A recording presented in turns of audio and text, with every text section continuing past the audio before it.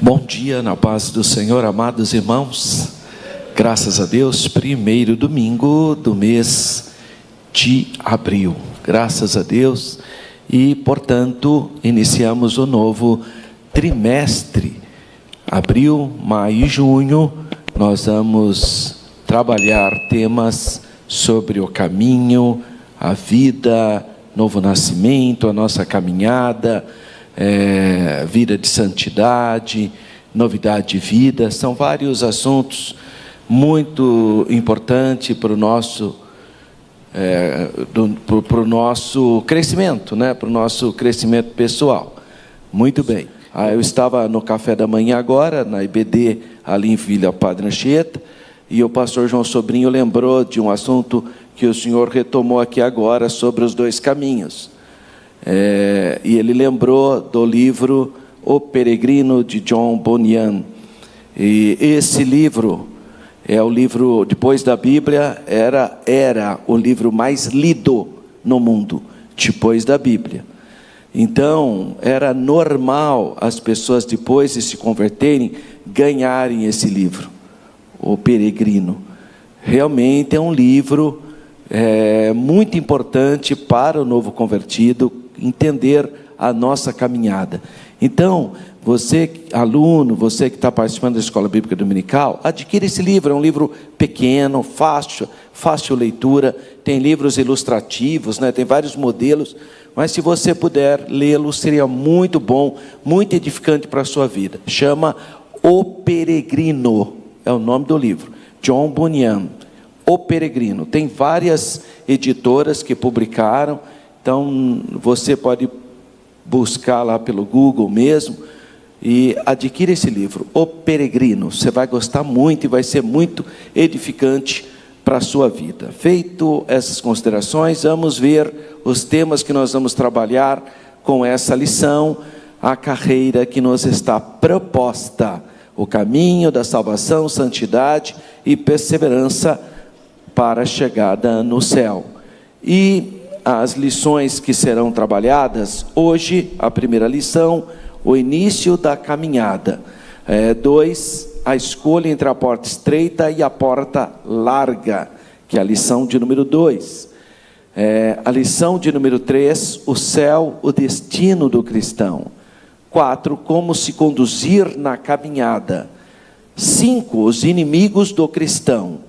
6, nossas armas espirituais. 7, o perigo da murmuração. 8, confessando e abandonando o pecado. 9, resistindo à tentação no caminho. Lição de número 10, desenvolvendo uma consciência de santidade. Lição de número 11, a realidade bíblica do inferno. Lição de número 12, a bendita esperança, a marca do cristão. E lição 13ª, a cidade celestial. Então veja, quem já leu O Peregrino e olha para essa lição, tem tudo a ver, né? Parece que essa lição é o resumo do livro O Peregrino. Então, se você puder adquiri-lo para ler, vai contribuir muito para o seu crescimento espiritual nesse trimestre. Bom, o comentarista é o pastor Osiel Gomes. Ele é natural do Maranhão. O pastor Osiel teve a oportunidade de ser criado em um lar cristão. Seu pai era pastor, sua mãe envolvida no ciclo de oração. Então ele já cresceu num ambiente cristão muito saudável. Ele é natural do Maranhão. Atualmente ele é o pastor presidente da Assembleia de Deus no campo de Tirirical, em São Luís, que é a capital do Maranhão. Ele foi diretor da Faculdade Evangélica do Meio Norte e foi copastor em Coroatá, também no Maranhão. Ele é comentarista da lição. Essa não é a primeira lição que ele faz o comentário. Formação dele, teologia, filosofia, direito, pedagogia e psicanálise. Também é pós-graduado em docência do ensino superior e é professor de grego, de hebraico no Seminário Batista e é presidente da Missão Evangélica Doxa. Então, há um rápido resumo da biografia do pastor Osiel Gomes. Ele tem muitas mensagens no YouTube, então se você quiser conhecer um pouquinho mais, só digitar lá no YouTube, tem várias mensagens do pastor Osiel, inclusive o comentário da própria lição feita por ele. Bom, a lição então que nós vamos estudar é a lição 1, o início da caminhada, 7 de abril, e nós vamos então, nesse momento, vamos primeiro falar o texto áureo, a verdade e prática, e depois nós vamos trabalhar um pouquinho esse texto áureo, que é um texto áureo muito conhecido, que está no Evangelho de João, capítulo 3, versículo 3, de um diálogo muito conhecido, que é o diálogo do Senhor Jesus com Nicodemos. Então está lá, João 3,3, Jesus respondeu e disse-lhe, na verdade te digo, que aquele que não nascer de novo, não pode ver o reino de Deus. Isso é uma expressão, né, muito comum dos mestres rabínicos, né, na época de Jesus, expressão, na verdade, te digo hoje, né, é uma maneira de se expressar culturalmente muito comum naquele momento. Hoje a gente não usa mais essa expressão, né? Hoje a pessoa fala, você vai falar isso, na verdade te digo hoje, você não faz mais parte da nossa construção cultural, mas fazia naquela época, né? E a verdade prática, o novo nascimento marca o início da jornada do crente. Veja, isso aí também é uma retomada feita pelo movimento pentecostal, porque em 1914, quando foram criadas as Assembleias de Deus, o seu primeiro presidente, Heródoto Bel, ele fala o seguinte, ele fala assim, essas assembleias, que eram várias igrejas que tinham se aceitado o batismo com o Espírito Santo e falar línguas como sendo a evidência de que a pessoa tinha sido batizada. Então o Heródoto, ele, que era o presidente, ele fala assim, essas assembleias, né, porque a Assembleia de Deus não era nome de denominação, a Assembleia era o nome da convenção. Então eram várias igrejas, se ajuntaram, e aí o Heródoto Bel, ele fala assim, essas assembleias não aceitam a teologia liberal, que era muito comum na época, e nenhum tipo de forma de vida mundana, e aí ele fala sobre o novo nascimento, e aí virou uma novidade nas igrejas evangélicas bíblicas, a ideia da pergunta, você já nasceu de novo? Aqui é muito presente, né, no meio evangélico. Então, retomou o Evangelho de João, capítulo 3. É necessário nascer de novo, que é a verdade prática aqui da nossa aula. E você pode estudar isso na história do pentecostalismo, né? Nós temos aqui o nosso curso de formação de obreiros, tem uma disciplina chamada História do Pentecostalismo, onde aborda esse início do movimento pentecostal, muito importante para nós. A leitura bíblica em classe está no Evangelho de João, capítulo 3, entre os versículos 1 a 8. E eu quero convidar você que está presente para que reverentemente se coloque em pé para a leitura desse texto.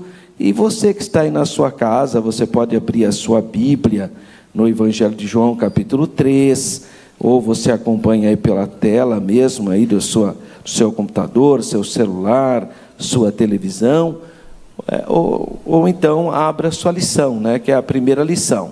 Então, João, capítulo 3, versículos 1 a 8, inicia da seguinte maneira: E havia entre os fariseus um homem chamado Nicodemos, príncipe dos judeus. Este foi ter de noite com Jesus e disse-lhe: Rabi, bem sabemos que és mestres vindo de Deus, porque ninguém pode fazer esses sinais que tu fazes, se Deus não for com ele. Jesus respondeu e disse-lhe: Na verdade te digo, que aquele que não nascer de novo não pode ver o reino de Deus. Disse-lhe Nicodemos: como pode um homem nascer sendo velho? Porventura pode tornar a entrar no ventre de sua mãe e nascer? Jesus respondeu: na verdade, te digo, que aquele que não nascer da água e do Espírito não pode entrar no reino de Deus. O que é nascido da carne é carne, e o que é nascido do Espírito é Espírito. Não te maravilhes de ter dito: necessário vos é nascer de novo. O vento assopra onde quer, e ouves a sua voz, mas não sabes de onde vem, nem para onde vai. Assim é todo aquele que é nascido do Espírito. Amém, irmãos? Oremos.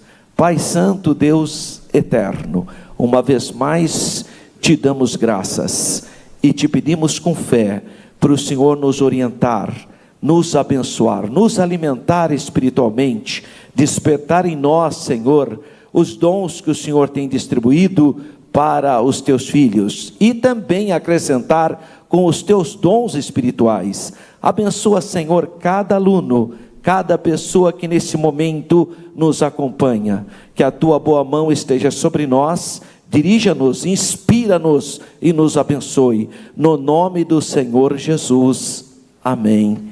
Graças a Deus. Por gentileza, podeis sentar. Bom, agora sim, vamos pensar um pouquinho no texto áureo de João, capítulo 3, versículo de número 3. Bom, pelo texto que nós lemos aqui, a gente já tem uma ideia, que é o diálogo entre Jesus e esse príncipe judeu chamado Nicodemos.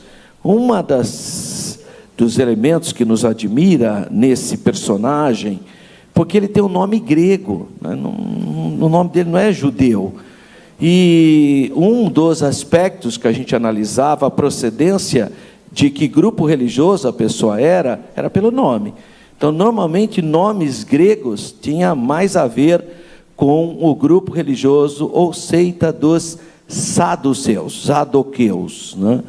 Já porque eles aceitavam a cultura grega, helênica, eles eram helenísticos, judeus helenísticos. Já os fariseus, não. Eles resistiam à cultura grega, por isso mesmo colocavam o nome dos seus filhos, nomes da Bíblia. Mas aí aparece esse nome grego aí, né? Vem de Nika, vitória, e demos, povo, vitória do povo. É o nome do tênis Nike, né? Nike, é vitória, é do grego, Nikos, ou Nika, né? Vitória. Então, com o nome grego desse, a gente, por inferência, poderia pensar que o Nicodemos fosse saduceu. Pode até ser que ele tenha nascido nessa seita, mas na verdade ele era fariseu. O Nicodemos é fariseu, é do grupo dos farisairos, tá? Ele não é saduceu. E esse é um diálogo interessante, porque o Nicodemos admite que o Senhor Jesus é alguém enviado por Deus, talvez numa primeira percepção de um profeta, ou alguém importante, relevante, um rabino, um mestre importante, mas ele, apesar de reconhecer, ele tem dificuldade de um diálogo aberto à luz do dia, porque era extremamente comprometedor, ele como sendo uma liderança do povo judeu. Então ele vai à noite falar com Jesus, ou seja, numa certa discrição, para evitar qualquer situação ou desconforto. Então nós encontramos pela primeira vez a expressão, e talvez única, né? Nascer de novo, quando ele fala do novo nascimento. É a primeira vez que ele fala sobre esse tema. É nesse diálogo de João capítulo 3, versículo 1 a 21. Jesus fala a Nicodemos, então: na verdade te digo que aquele que não nascer de novo. Então ele fala sobre o novo nascimento, e ele fala que quem não passa por esse processo não pode ver o reino de Deus. Bom, a réplica de Nicodemos é interessante, porque é um teólogo, ele é um rabino, ele é um líder judaico, ele estudou judaísmo, mas ele não consegue entender o grau de espiritualidade desse ensinamento de Jesus. E ele faz uma interpretação literal, e parece que não é a primeira vez que a gente vê os judeus fazendo interpretações literais de declarações de Jesus. Aqui João está mostrando o caso de Nicodemos, mas no capítulo 6 a gente vai ver da comunidade judaica de um modo geral. Quando Jesus fala, esse é o meu corpo e essa é a minha carne, os judeus entenderam também a literalidade ao ponto de falar, e duro é esse discurso. Porque eles, é uma coisa mais profana no judaísmo, é comer carne humana e beber sangue humano, uma coisa absurda.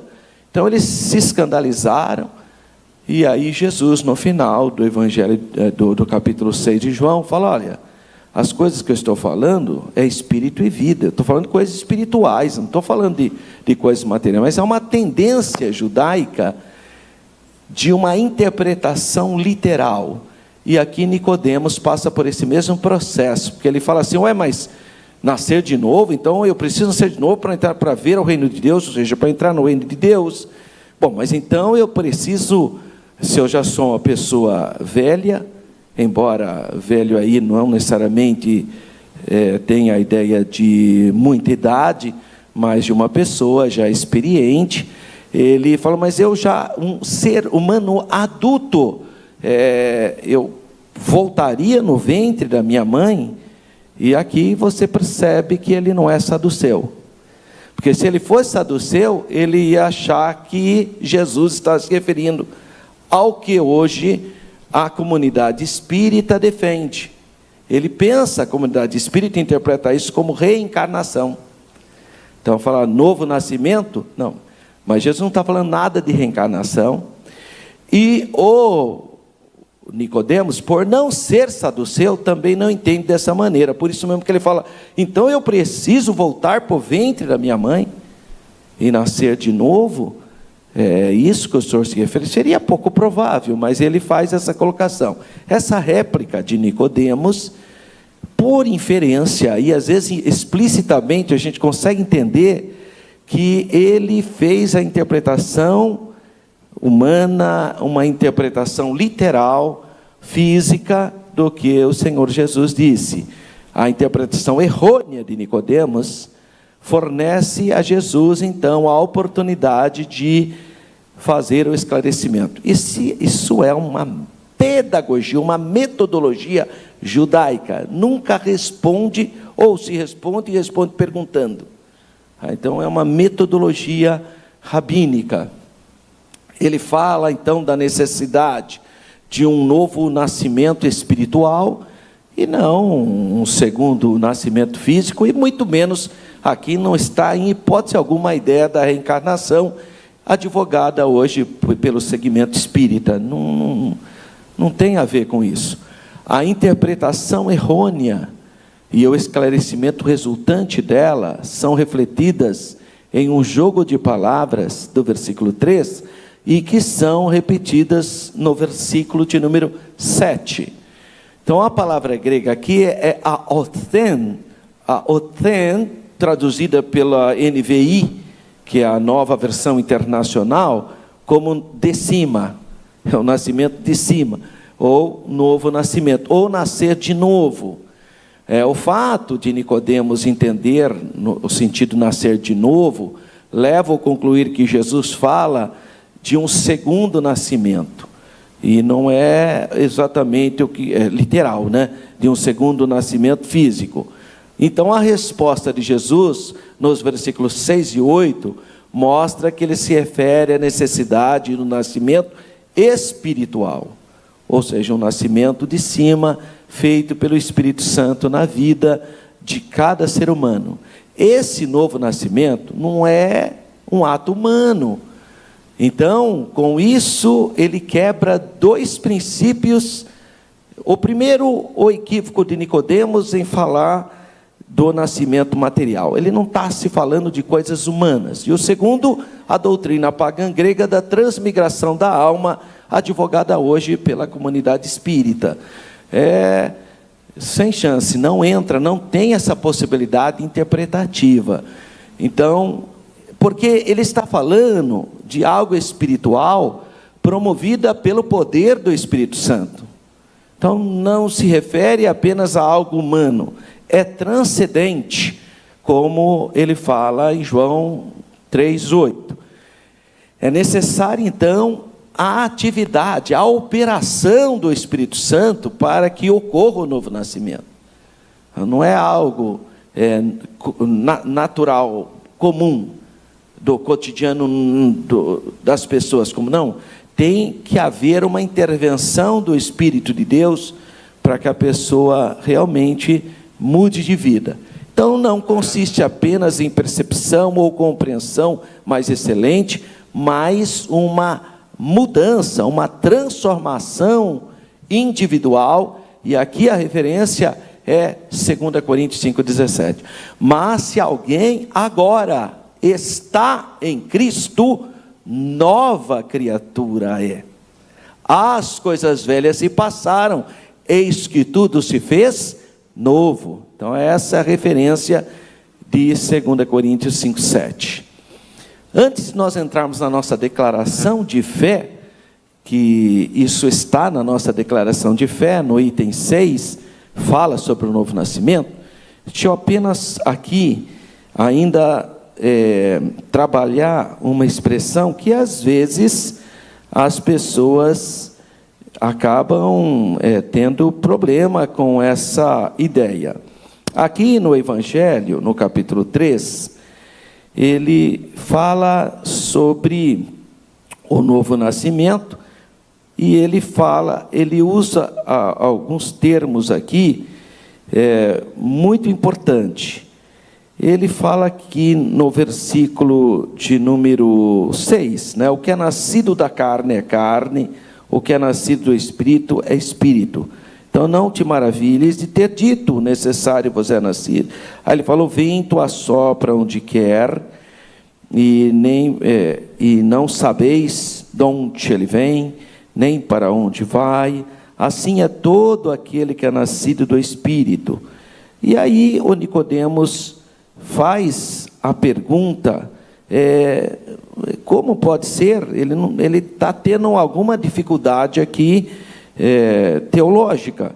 E Jesus responde, tu és mestre em Israel e você não sabe disso, de coisas espirituais? Então ele fala, na verdade te digo, que nós dizemos o que sabemos e testificamos o que vimos, e não aceitais o nosso testemunho. Se vos falei de coisas terrenas e não crestes, como crereis se vos falar das celestiais? Aí ele vai falando sobre, chega a falar do filho, o seu relacionamento com o pai, do amor de Deus, e no versículo 16, ele fala o que ficou convencionado como sendo o texto áureo da fé cristã, que é o João 3,16. Porque Deus amou o mundo de tal maneira que deu o seu Filho unigênito, para que todo aquele que nele crê não pereça, mas tenha a vida eterna. Então, ele fala sobre o amor do Pai, que amou a humanidade. Mundo aqui não é cosmo, mas são pessoas. Deus amou a humanidade de uma maneira tão ímpar, que deu o seu Filho unigênito. Essa expressão, Filho unigênito, é importante você saber que é uma palavra grega, monogenes, que significa o único da sua espécie. Então, Jesus, em João 3,16, está dizendo que tem a mesma natureza do Pai. Isso é importante, porque a igreja cristã, logo ela começou a adorar Jesus. E muita gente achava estranho, vocês estão adorando um profeta? Mas não se trata apenas de um profeta, se trata de uma pessoa que tem a mesma natureza do Pai, com base em João 3,16, que é a nossa declaração de fé, a base da nossa fé, o grande amor de Deus. Então, quando ele usa a expressão filho unigênito, nós tiramos isso do latim, né? Filhos unigenitum, da ideia do único gerado, mas a tradução veio do grego. Pode traduzir para o único gerado? Pode, mas a ideia aqui não é simplesmente o único gerado, mas é o único que tem o DNA do Pai, é o único da espécie do Pai, é o que tem a mesma natureza do Pai. Está falando de natureza aqui, tá? Então é importante. Outra coisa, quando ele se refere aqui da água e do Espírito, no versículo 5, ainda do capítulo 3, Jesus respondeu: na verdade te digo, que aquele que não nascer da água e do Espírito não pode entrar. Jesus não está se referindo a batismo aqui, quando ele fala água, tá? Cuidado, porque eu já vi muitas pessoas na sua simplicidade, no dia do culto do batismo, ler esse versículo, achando que Jesus está falando de batismo, irmão. Jesus aqui está falando, a água é a palavra que limpa, que lava, tanto a água como o Espírito, a água, águas vivas, que é a palavra de Deus, que é uma espada, que limpa, que muda o indivíduo. Então aqui não está falando de batismo, cuidado, porque tem gente, para justificar o batismo regeneracional, porque tem igrejas que acham que o batismo muda a pessoa de vida. Aí a pessoa vai lá, se batizou, agora sim que ela está salva. Não, irmão, o batismo não é para a pessoa ser salva, o batismo é para quem já é salvo. Romanos capítulo 6, Paulo fala sobre o batismo, que o batismo é o símbolo de quem já tem Jesus, portanto já é salvo, já morreu para o pecado e para o mundo, então é sepultado nas águas batismais e ressuscita para a sua nova vida. Então ele não batiza para ser salvo, ele batiza por ser salvo. Olha a cláusula de Mateus: ide por todo mundo, pregar o evangelho a todo mundo. Quem crer e for batizado será salvo, e quem não crer é que será condenado. Então não fala quem não crer e não for batizado, não é isso, é quem crer e for batizado será salvo, e quem não crer, porque claro, se você creu, você morreu para o mundo, você é batizado.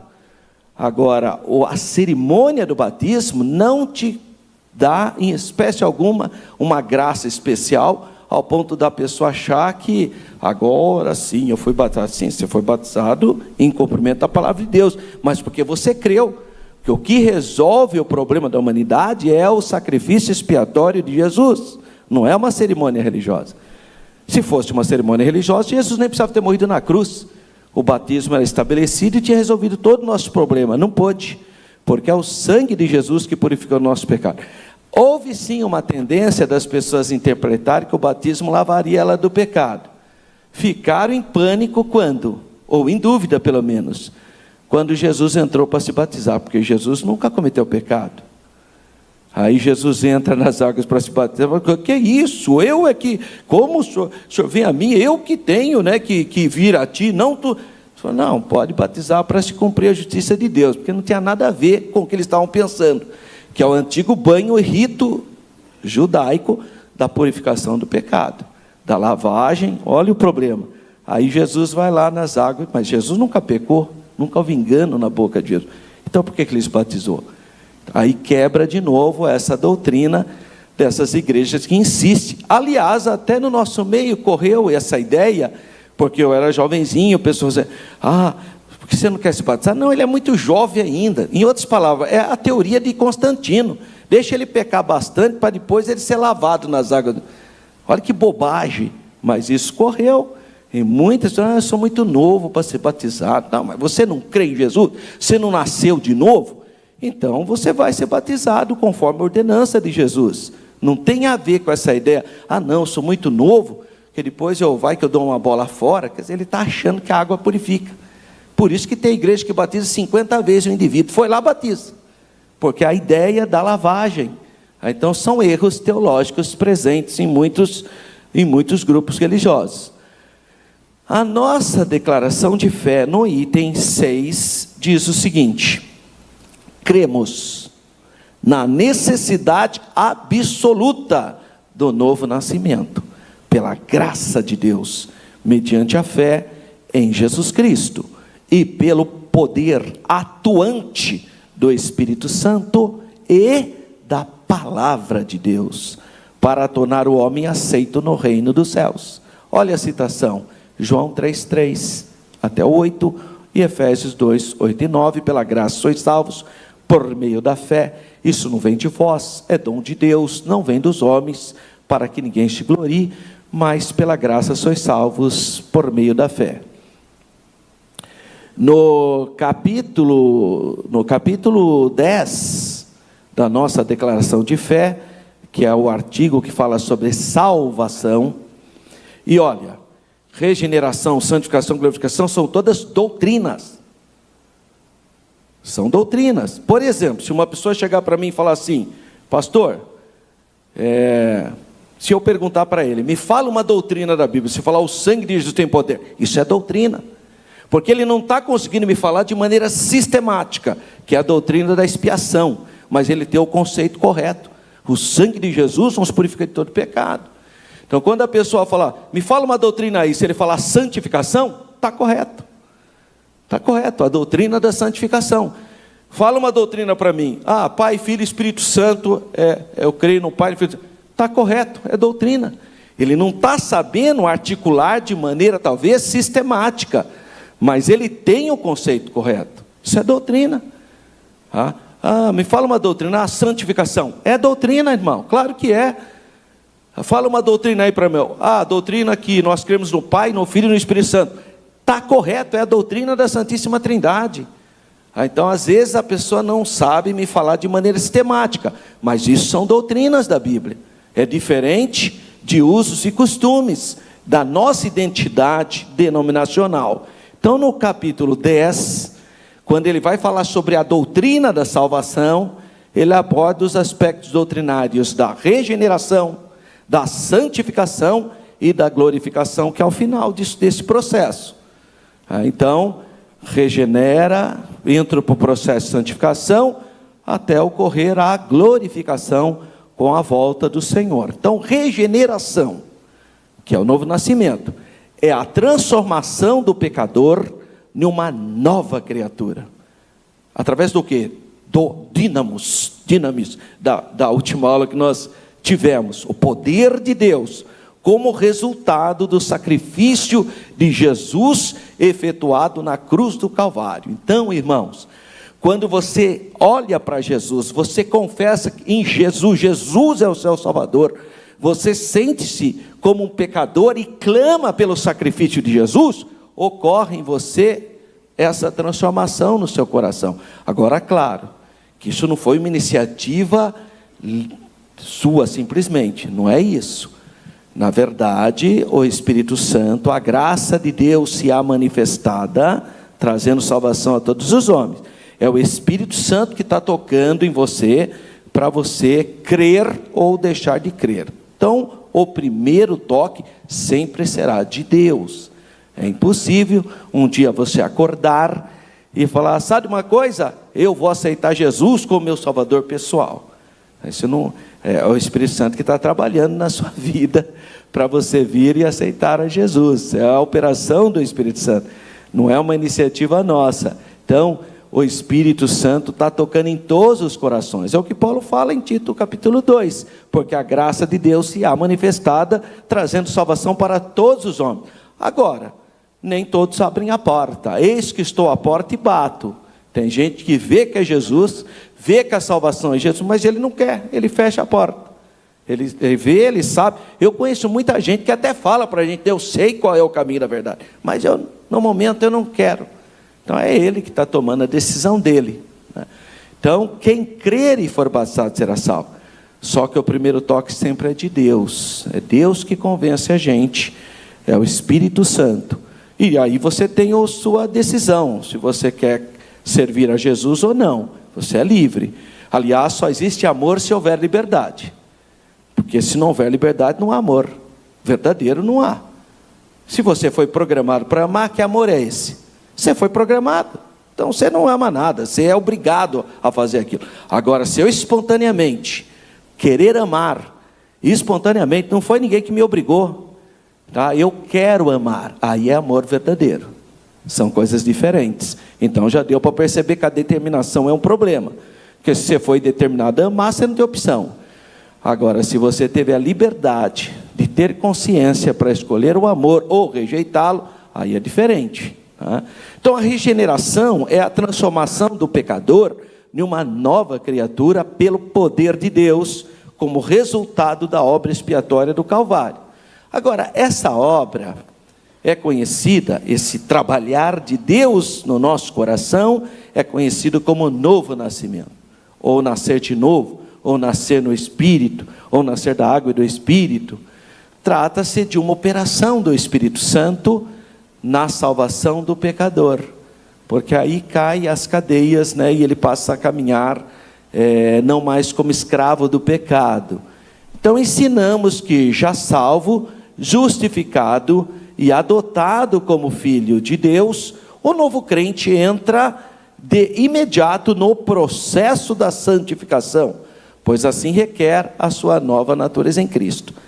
Paulo, escrevendo aos Coríntios, ele inicia a carta dizendo: aos santos que estão na Acaia. Olha que coisa linda, né? É a província romana do que é hoje a Grécia. Falando para a igreja corintiana, de Corinto, ele fala aos santos que estão na Acaia. Capítulo 3. Eu estou admirado de tanta divisão que tem entre vocês, hein? E desce o sarrafo. Um fala que é de Paulo, outro fala que é de Pedro. Mas não são santos? São. Eles estão no processo da santificação, mas mesmo assim dão bola fora, tá? Então ele está falando inicia o processo da santificação.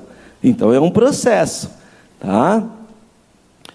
Romanos capítulo 6, versículo 22. Agora, libertados do pecado e feitos servos de Deus, tendes o vosso fruto para santificação e por fim a vida eterna.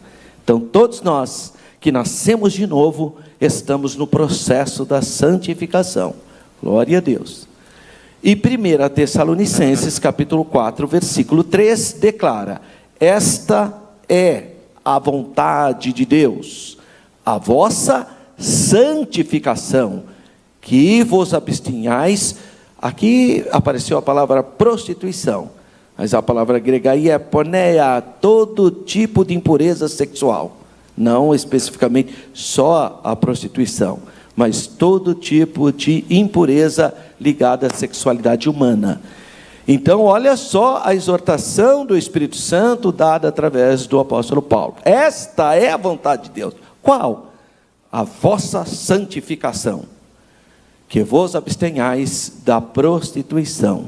Então a seriedade aí da palavra. Então todos os crentes em Jesus são chamados santos. Santificação é o ato de separar-se do pecado e dedicar-se a Deus, porque Deus exige santidade dos seus filhos. Como é santo aquele que vos chamou, sede vós também santos em toda a vossa maneira de viver, porquanto escrito está: sede santos, porque eu sou santo.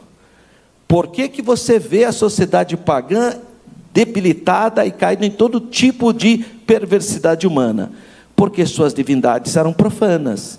Então, se você estudar o panteão grego, o próprio Zeus, que é o deus principal dos pagãos, ele se relaciona sexualmente com mulheres, e as deusas como Afrodite e outras divindades pagãs da época de Paulo, eles se relacionavam, eles levavam as pessoas à prostituição. Como hoje também não tem esses espíritos imundos, que segundo esse mundo espiritual, fala de espírito de prostituição e tanta coisa, não tem essa idolatria, existia no antigo paganismo, se manifesta hoje através de outras coisas, mas no antigo paganismo já existia. E esse é o problema, porque o fiel fica com a carinha da sua divindade. Aí, irmão Felipe, professor Felipe, lá. Olha aí que tema interessante para trabalhar, né, teologicamente. O fiel de qualquer credo, hein, fica com a carinha da sua divindade. Então, se você, é santo, porque o nosso Deus é santo. Quer uma coisa bonita para você entender isso? Leia a introdução do livro História dos Hebreus, de Flávio Joséfo. A introdução dele. Ele vai entrar nesse assunto. Ele vai falar a diferença do povo judeu das outras nações. Por quê? Porque o povo judeu servia um Deus santo. E as outras nações, deuses profanos. Então, se a sua divindade, aquele que você inspira, adultera, como é o caso das falsas divindades pagãs, lógico, o fiel será adúltero também. Mas se o seu Deus é santo, então o fiel também será santo. Porque a gente, aliás, tem um salmo que poeticamente ele fala que todos aqueles que adoram a imagem ficará com a cara da imagem, né? Ficará semelhante à imagem de escultura, que tem boca, mas não fala, tem olho, mas não vê, etc. Então nós acabamos sim refletindo o que o nosso Deus é. E aqui ele fala: sede santos, porque eu sou santo. Pois sem a santificação ninguém verá esse Deus santo. Hebreus 12, 14. Segui a paz com todos e a santificação, sem a qual ninguém verá o Senhor. Graças a Deus. A glorificação é a última etapa da nossa salvação no Senhor Jesus. Então, regeneração, aceitou Jesus como Salvador, novo nascimento, processo da santificação, até esse momento da glorificação. E os que justificou, a esses também glorificou. Romanos 8,30. Isso é uma promessa futura. Então a regeneração é a ação decisiva e instantânea do Espírito Santo, mediante a qual ele vai formar, gestar em nós a natureza interior, a nova natureza. O substantivo grego é da palavrinha palingenesia, que traduz por regeneração. Ele aparece apenas 2 vezes no Novo Testamento. Em Mateus 19, 28, ele é empregado como referência aos tempos finais, onde tudo será regenerado, mudado. E em Tito 3,5, quando fala da renovação espiritual do indivíduo. Embora o Antigo Testamento tenha olhado para a nação de Israel e emprega várias figuras de linguagem para falar sobre vida de santidade, o Novo Testamento apresenta a figura do ser criado de novo. Então, enquanto os apontamentos do Novo Testamento, de fato, ele apresenta uma série de linguagem, o Novo já vai para essa novidade de vida, da renovação. Mas o termo mais comum é esse genal, vem de gen, né, de gerar, DNA, né, dar à luz. Nascer de novo diz respeito a uma transformação radical, impactante, mudança de vida. É necessário, claro, que depois que a pessoa aceitou a Jesus, um processo, que é o processo contínuo que nós passamos por esse processo. Então a regeneração é o início, é o start, é o começo, é o ponto inicial do nosso crescimento no conhecimento de Deus, da nossa experiência em Cristo e do Espírito no nosso caráter moral. Então, ao aceitar a Jesus como seu Salvador, ao confiar no Calvário a sua vida, o sangue de Jesus te purifica de todo o pecado e inicia então o processo da santificação.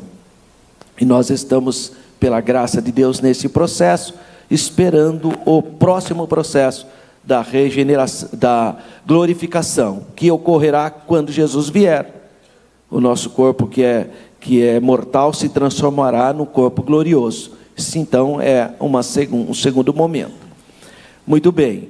Então, esse capítulo 3, textuário, versículo 3, ele é muito importante para nós entendermos o que é o novo nascimento e qual é o processo depois desse primeiro impacto da presença do Espírito Santo no nosso coração. Então, o primeiro ponto da nossa lição, ele fala sobre a caminhada com Cristo. Bom, vamos compreender então os dois caminhos que ele fala. Olha, os dois caminhos nós vamos estudar basicamente na lição 2. Eu vou trazer para vocês até a historinha daquele quadro. A gente fala em dois caminhos, o que você lembra? Você lembra aquele quadro, né, que ficava na casa dos evangélicos? Não tinha um quadro, os dois caminhos? Falou em dois caminhos. Eu vou falar um pouquinho daquele quadro na aula seguinte, na próxima aula. Hoje você não vê mais, mas era muito comum, antigamente, quando você visitava a casa de um crente, o quadro dos dois caminhos, né? Era muito comum. Hoje já não é tão comum assim. Mas os dois caminhos que ele vai falar aqui é o da vida natural e o da nova vida em Cristo. A vida humana, a primeira, se inicia então com o nosso nascimento natural. Então ele está falando da vida natural. Ela poderá ser longa ou curta, mas não é eterna. Tem começo e tem fim. Essa trajetória humana é marcada pelas fases de infância, adolescência, juventude, vida adulta e velhice. Tudo isso é uma conquista humana, né? Porque se você voltar aí 200, 300 anos, ninguém percebe o que é infância, o que é adolescência. Era uma coisa só, né? Todo mundo achava que criança eram pequenos adultos em miniatura, né? Na nossa igreja, às vezes a gente colocava até o terno na criança, mesmo sem ela querer, colocava um terno na criança, né? Tadinho, às vezes ele nem queria, né? Mas às vezes eles querem, né? Às vezes querem ficar parecido com o pastor. Mas havia uma ideia equivocada que a criança deveria se comportar como adulto. Isso é um absurdo. Não há a menor possibilidade disso. Hoje nós sabemos as fases da infância. Olha aqui que lindo a nossa escola bíblica dominical, né, pastor Nestor? Tem todas as faixas etárias, isso é muito importante. Também é caracterizado por dois momentos, né? Um momento do nascimento e um momento, então, da morte. A esse tipo de jornada da vida que Jesus se refere quando diz: o que é nascido da carne é carne. Então, o que é nascido da carne é carne. Agora, há outra percepção que é a caminhada com Cristo. Então, a vida humana pode se tornar uma jornada abençoada, maravilhosa, quando confessamos o Senhor Jesus como Salvador e Ele passa a fazer parte da nossa vida. A nova vida com Cristo é o começo de uma nova história, de plenitude no Espírito. Então, uma vida de espiritualidade. Nessa vida, há novos propósitos, novos pensamentos, novas esperanças, né? Afinal, nós somos agora filhos de Deus, graças a Deus.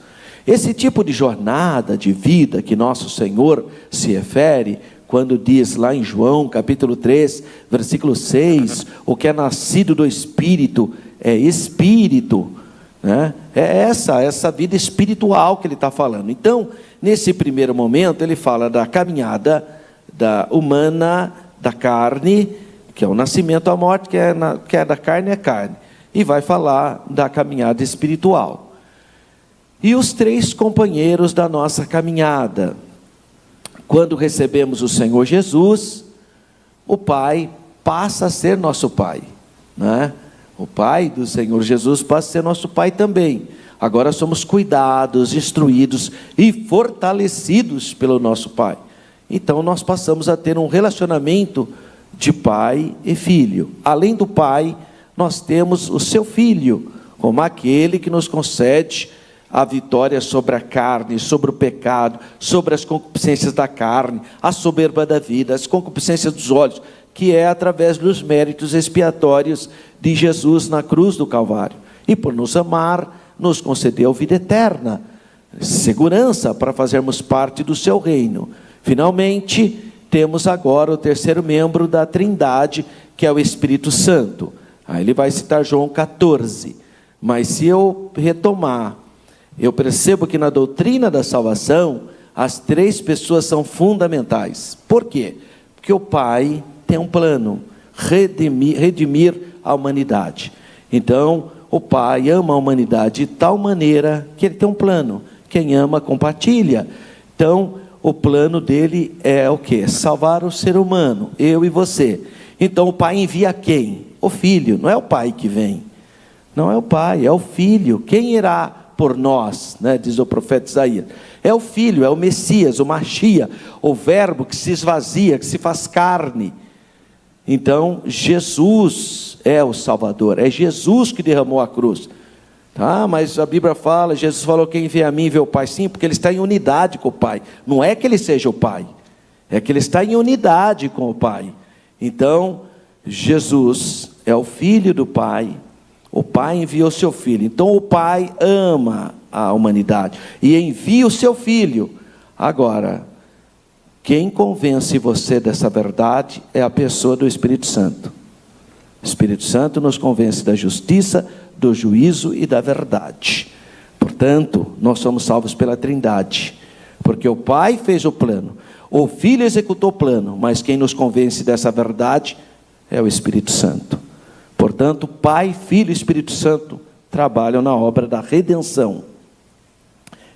Pelo intermédio, então, do Pai, de Deus, o Senhor Jesus operou milagres. E, claro, que é o milagre da nossa mudança. Tudo isso significa nascer de novo, o novo nascimento produzido hoje pelo poder do Espírito Santo na nossa vida, no nosso coração. E o novo nascimento? Né? Vamos ver quais são as proposições. Por que precisamos nascer de novo? Bom, isso a gente vê no diálogo, então, de Jesus com Nicodemos. O termo homem se destaca, né? Esse substantivo masculino grego, anthropos, significa homem. Tem um uso genérico no texto. E hoje as pessoas estão confundindo tudo. Essas ideologias baseadas no materialismo, ele quer criar a contínua luta de classes, né? Então, meu Deus do céu, eles enfiaram essa ideologia de briga entre crente e católico, branco e preto, homem e mulher. É uma confusão, ao ponto da pessoa vir cumprimentar um público diverso como esse, ao invés de cumprimentar, eu quero cumprimentar todos, o todos já não é mais todos. Agora você tem que cumprimentar todos e todas. Por que essa divisão? Tudo bem, se for só um plenário cheio de mulheres, eu até entendo, porque você comprou todas, porque só tem mulher. Mas num plenário misto, todos que eu saiba são todos. Agora, para essa gente, todos não é mais todos. Porque ele quer infiltrar uma visão ideológica da briga de classes. O homem, a mulher, o branco, o preto, e assim vai sucessivamente. Então, esse tipo de cumprimentação tem um peso ideológico muito pesado aí. Eu me recuso. Eu lembro que na Câmara Municipal de Campinas tinha uma vereadora que se irritava porque eu era o primeiro secretário e eu chamava a presidente como senhora presidente. Senhora presidente, tem tantos votos. Senhora presidente, um dia ela me chamou e falou assim: nossa, você não acha que você tem uma linguagem machista? Por que você não fala senhora presidenta? Eu falei, porque eu não tenho costume de chamar a assistente de assistenta. Eu não chamo assistenta, você chama? Não. Eu falei, então deixa eu falar presidente mesmo, e eu fico com assistente mesmo. Está vendo como que sem noção, eu não estou desrespeitando nada. Se eu estou falando senhora presidente, mas é a ideologia que quer mudar tudo, forçação de barra. Eu não caio nessa linguagem, irmão, não adianta. Tá? Então, homem aqui, genericamente, humanidade, humanos, todos os humanos. Assim, o Senhor Jesus afirmou que Nicodemos precisava nascer de novo. Um novo nascimento vindo diretamente do céu. Bom, deixa eu apenas abrir um parênteses aqui. Nem toda pessoa que faz esse tipo de saudação, todos e todas, é uma pessoa que sabe o que está falando.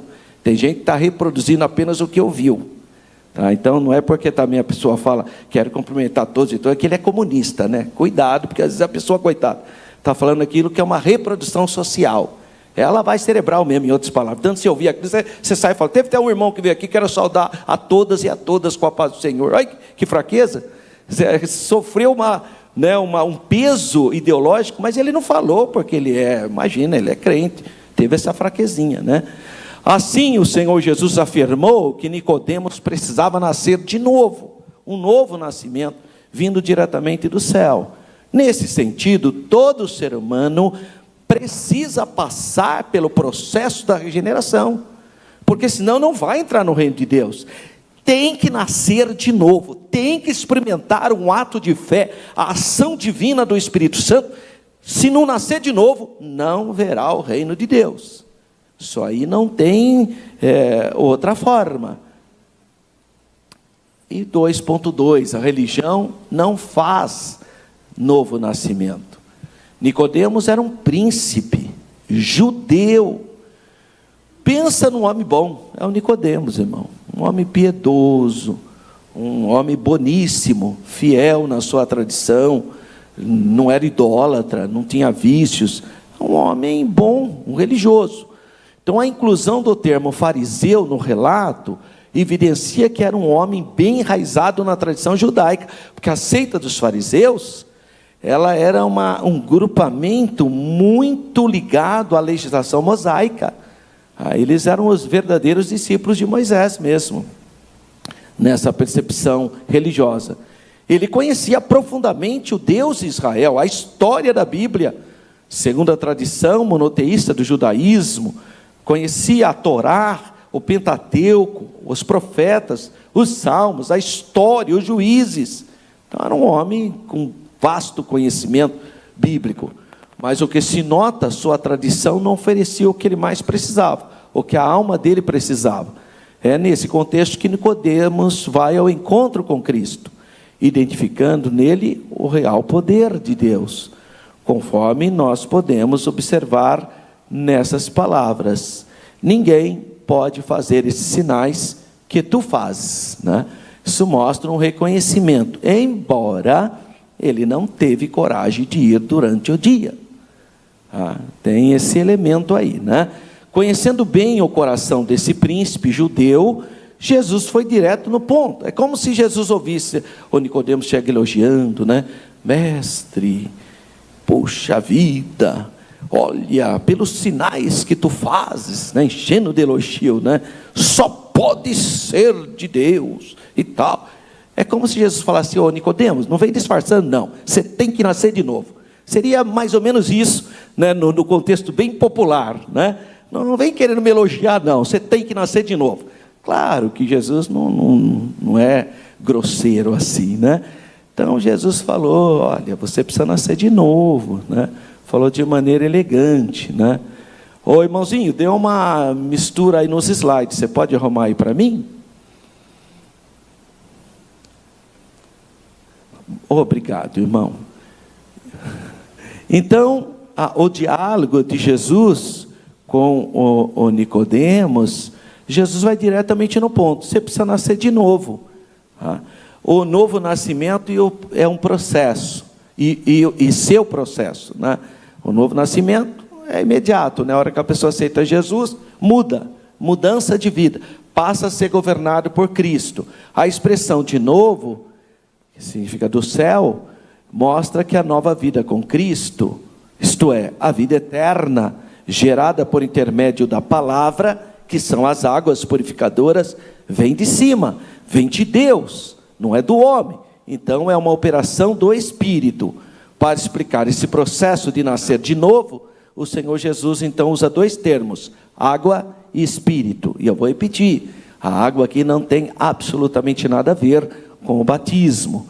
Com a água, de acordo com o contexto do Evangelho de João, ele está se referindo simbolicamente à palavra de Deus, que são águas purificadoras. Como, por exemplo, João, capítulo 4, versículo 7 a 14, capítulo 7, versículo 38 e 39, fala das águas também. Olha, quem crê em mim, como diz a Escritura, rios de água viva brotarão do seu interior. Olha, então tem a ver com águas. Em várias partes da Bíblia, a água é associada como um elemento da natureza que simboliza a palavra de Deus. A palavra de Deus é comparada com a água, ou seja, a palavra de Deus é a água que lava e purifica o homem. Olha só o que diz Efésios, capítulo 5, versículo 26. Para que a santificasse, a igreja, tendo-a purificado por meio da lavagem de água pela palavra. Por isso você tem que vir nos cultos de ensinamento, que a palavra de Deus são águas purificadoras. A palavra de Deus santifica né? Santifica-me na verdade, a tua palavra é a verdade. Então, são águas purificadoras. João 17:17, santifica-os em sua verdade, a sua palavra é a verdade. Então a água, que é a palavra de Deus, jorra para a vida eterna, aí no diálogo do Senhor Jesus com a mulher samaritana. Mas aquele que beber da água que eu lhe der, nunca terá sede, porque a água que eu lhe der se fará nele uma fonte de água que salte para a vida eterna. Está vendo que a água, então, em João, não se refere a águas batismais. Há uma citação aí na lição, a respeito do batismo de Jesus. Então, por isso que eu fiz essa adaptação, para não haver dúvida. Com o Espírito, nosso Senhor faz o uso analógico do vento, pneuma, mas apenas é uma analogia, porque existem grupos religiosos que negam a personalidade do Espírito Santo, dizendo que o Espírito Santo é um vento. Não, o Espírito Santo não é um vento. Ele fala que o vento, ele fala a atuação do vento, que ele entra, sopra, e você não vê, nem vê como ele entra, nem vê para onde ele vai. Então, assim também é a atuação do Espírito Santo. O Espírito Santo opera, você não vê o Espírito Santo operando, mas ele está operando na vida das pessoas. Então, isso é de novo uma comparação, uma analogia. Não pode chamar... Aliás, eu nem gosto de usar na escola teológica a palavra pneuma, não está errado, tá? Mas eu prefiro uma outra palavra. Então, ao invés de usar a palavra pneumatologia, que seria a doutrina do Espírito, que seria o Espírito Santo, eu prefiro a palavra paraclitologia, paráclito, consolador. Eu prefiro teologicamente usar essa palavra para não dar nenhuma margem, porque pneuma vem o que é a palavra pneu hoje. Pneu aí do seu carro, é vento, né? Enche o pneu. Então, para não haver nenhum tipo de confusão, eu prefiro a palavra paractologia. Agora, irmão, se o Espírito Santo fosse apenas um vento, ou uma força ativa de Jeová, olha o problema, como que eu vou pecar contra o vento?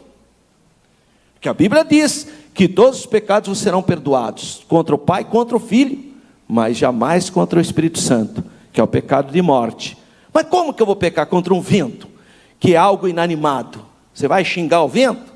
Vai bater no vento? Não tem o menor sentido. Mas se o Espírito Santo for uma pessoa, aí eu entendo o versículo, porque de fato, se você aborrecer ou entristecer a pessoa que te convence do pecado, da justiça e do juízo, realmente não tem jeito de você ter salvação. Porque quem que vai te convencer? As filosofias humanas. Então ninguém pode vê-lo nascer, nem para onde vai, que é a operação do Espírito Santo, é similar.